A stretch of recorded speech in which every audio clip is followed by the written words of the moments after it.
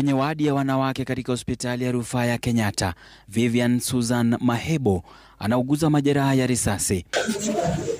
Vivian alipigwa risasi katika uwanja wa michezo wa Kasarani alikokuwa amekwenda kumpa heshima zake za mwisho hayati Raila Odinga. Tulikuwa nimekaa gate 15 juu kabisa. Sasa wakaanza vile vijana walianza kurubu chini, kurusha vitu.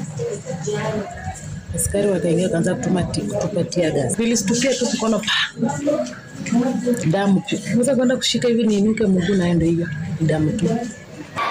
Runinga ya Citizen imepata kanda ya video wakati Vivian alipofyatuliwa risasi Kasarani. Amepigwa risasi.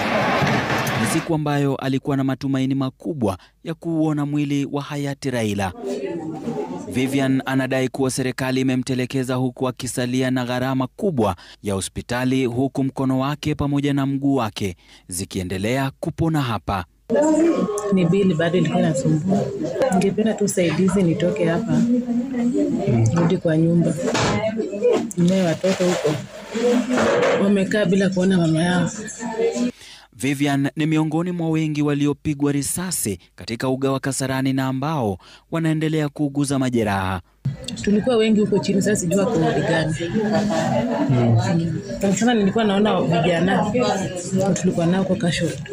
Serikali ilitoa ahadi kuwa itawashughulikia waliojeruhiwa kwenye hafla hiyo, kando na kufidia familia ambazo walipoteza wapendwa wao, ila hilo bado halijatimizwa.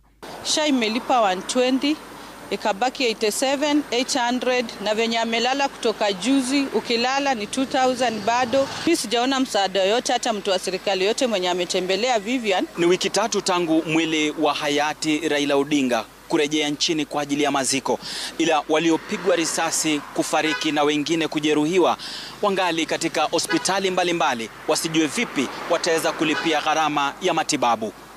Ode Francis, runinga ya Citizen, Kenyatta, Nairobi. Na mtazamaji, Rais William Ruto